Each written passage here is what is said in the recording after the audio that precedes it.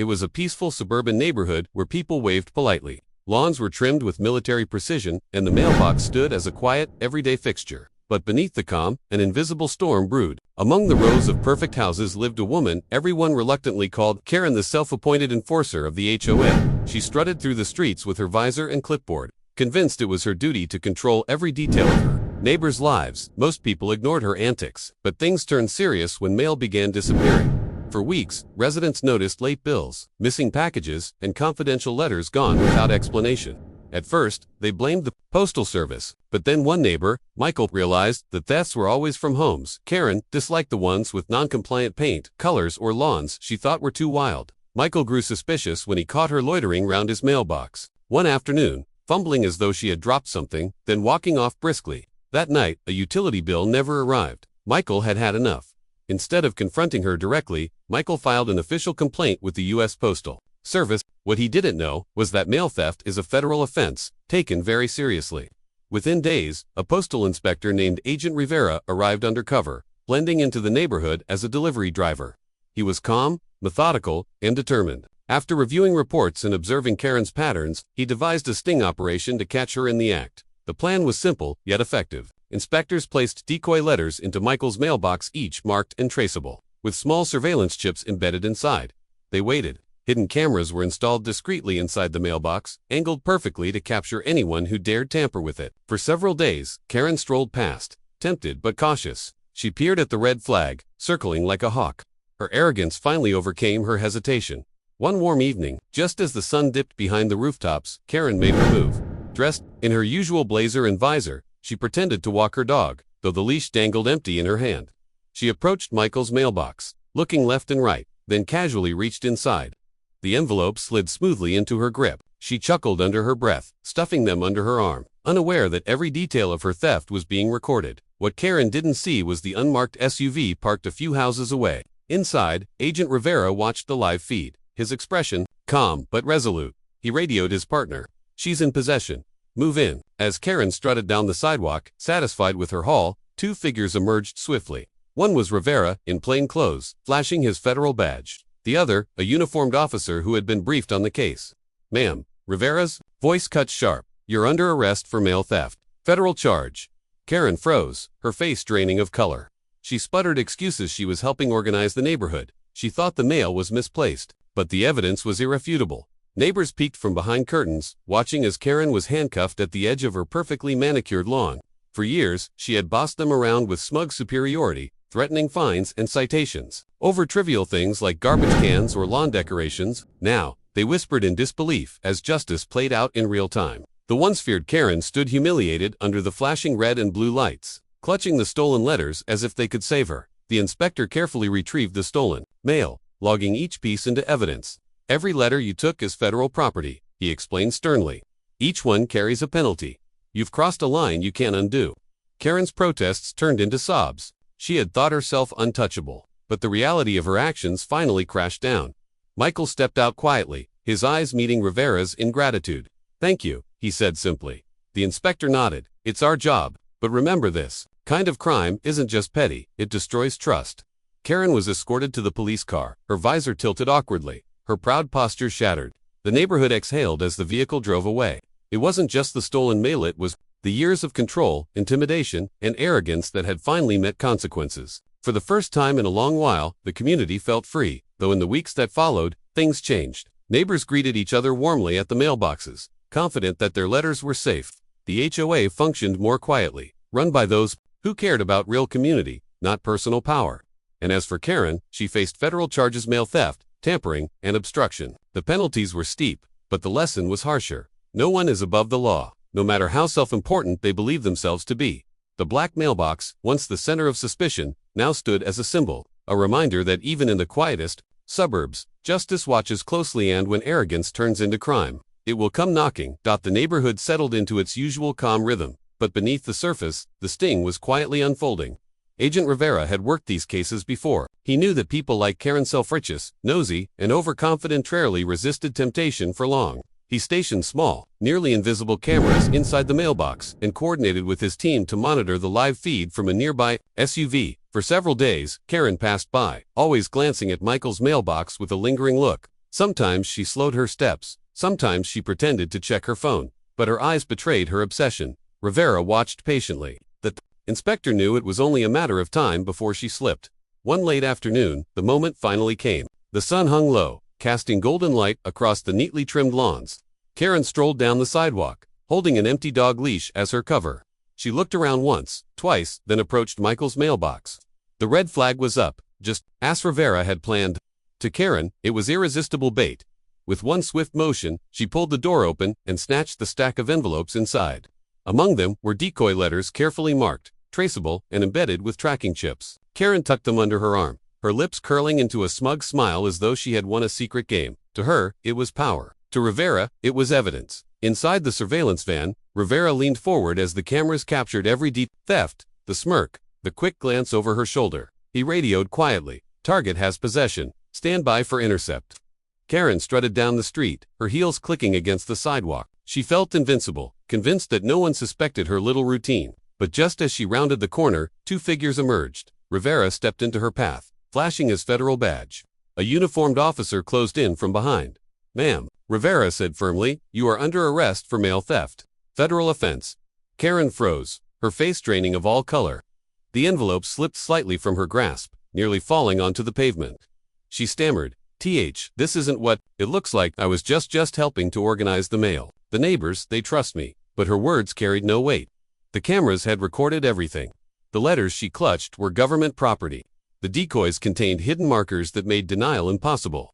Rivera's voice was calm, but cutting. "Every piece of mail you took is evidence, and every one adds to your charges." Neighbors began peeking from their windows, murmuring behind blinds. Some stepped onto porches, their eyes wide as they realized what was happening.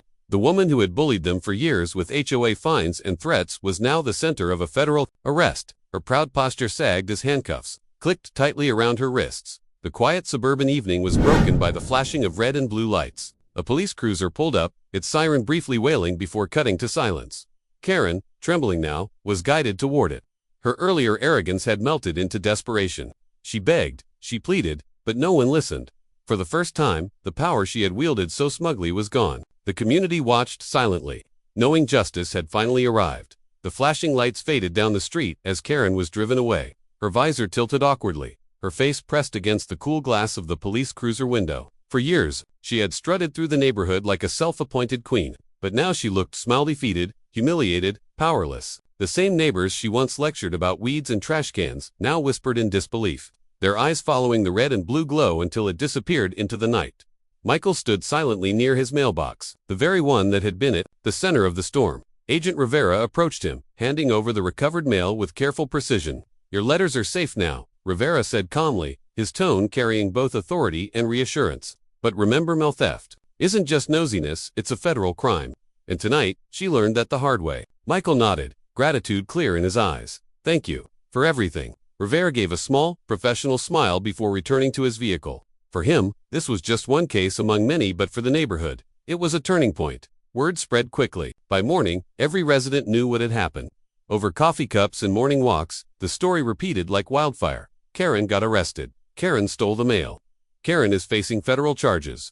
For years, she had wielded the HOA's rules like a weapon, threatening fines over lawn ornaments, citing neighbors for leaving bins out too long, even demanding paint color approvals. But now, the tables had turned. At the next HOA meeting, the atmosphere was different. Instead of Karen's sharp voice dominating, the residents spoke freely. For the first time in years, laughter filled the room. Decisions were made fairly, without threats or intimidation. A new sense of unity grew, one built on trust rather than fear. Meanwhile, Karen's case moved forward in court. The inspectors had airtight evidence, video footage of the theft, the marked letters she carried, even fingerprints on envelopes that weren't hers. The federal judge made it clear mail theft was serious, and the penalties would be equally serious. Karen faced heavy fines, probation, and the permanent stain of a federal conviction. Sitting in the courtroom, stripped of her visor and smug confidence, she barely resembled the woman who once barked orders at her neighbors. She looked smaller, somehow, fragile. The lesson had arrived late, but it had arrived hard. No amount of HOA rules or neighborhood gossip could undo the reality she now faced. Back in the neighborhood, life felt lighter. Children played without the fear of Karen complaining about noise.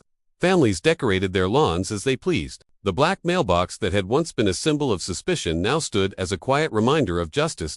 And Michael, the man who had dared to take action, often thought back to that night. He realized that sometimes, standing up against arrogance and abuse of power wasn't just about protecting himself, it was about protecting the whole community. As for Karen, her name became more of a cautionary tale than a threat. Whenever neighbors joked about rules or mail, they would say with a smile, "Careful, don't pull a Karen." And in that suburban corner of America, peace returned not because the lawns were perfect or the rules were enforced, but because one arrogant bully finally learned that no one is above the law.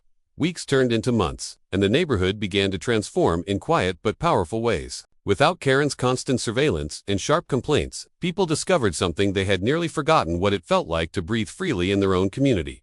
The mailboxes, once symbols of tension, became places where neighbors lingered to chat, parents exchanged stories about their children's school days, retirees greeted one another with warmth, and small acts of kindness grew common.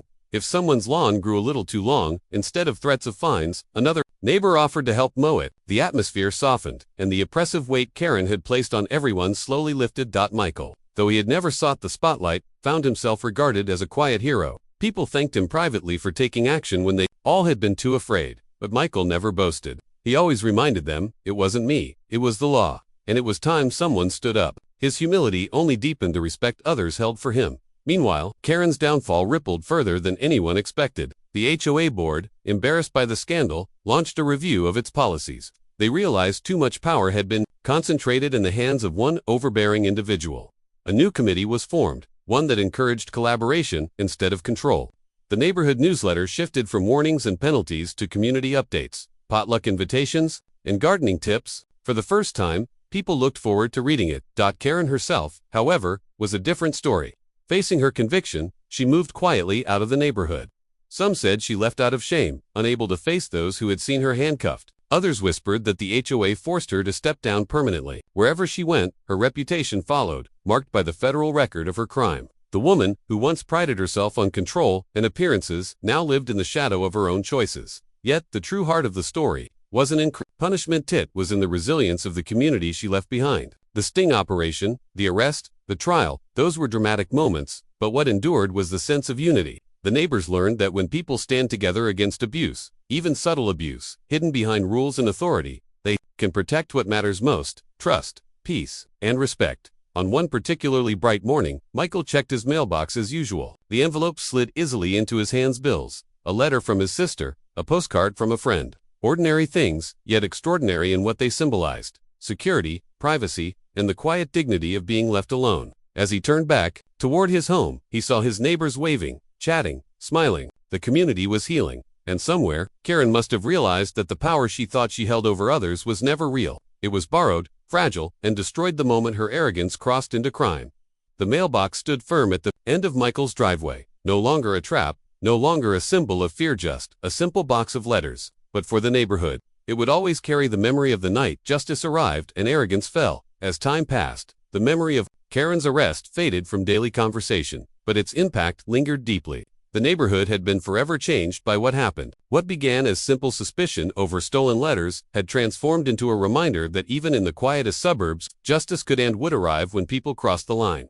Children who once heard their parents whisper angrily about HOA rules now listened to a different kind of story: the tale of how one woman's arrogance was undone by her own greed. Parents told it as a cautionary lesson that dishonesty and pride would always come to light, no matter how carefully hidden.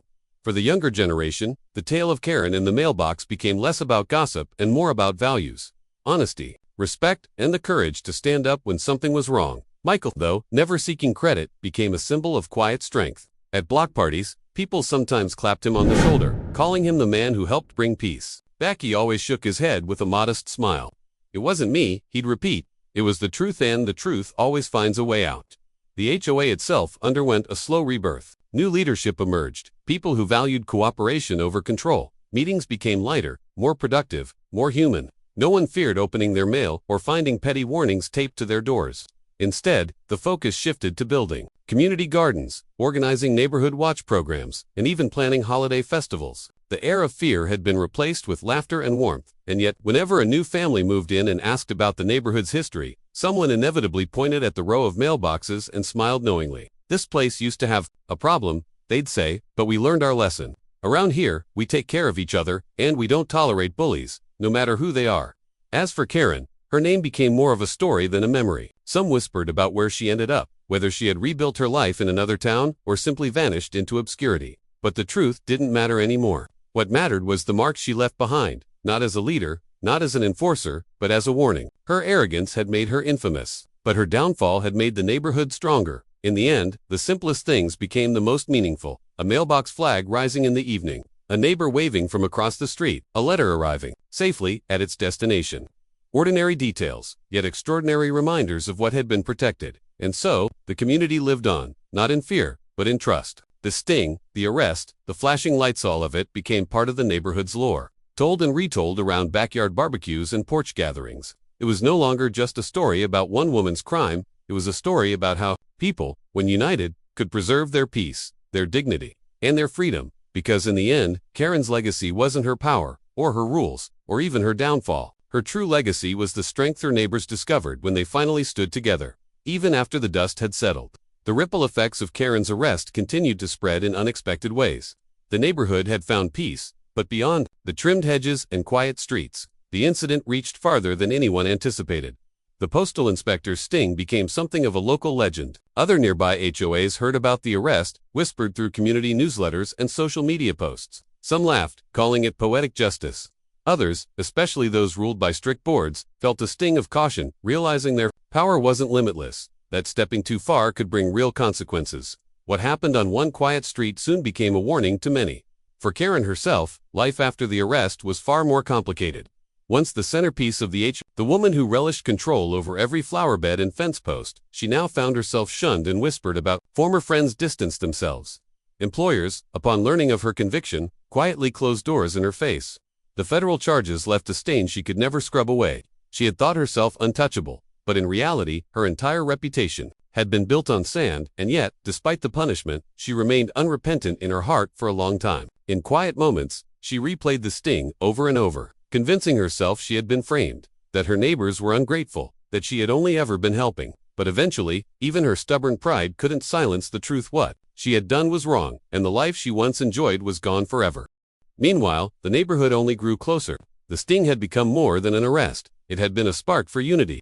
Neighbors began hosting seasonal gatherings, spring gardening days, summer block parties, autumn barbecues. Children who once played under the shadow of Karen's complaints now ran freely, laughing into the evening. Each event carried the subtle joy of freedom reclaimed. Michael, who had first noticed the missing mail, found his own life unexpectedly enriched. His quiet bravery had inspired others to speak up when something seemed wrong. He was no longer just the neighbor at the corner house. He had become a trusted voice in the community.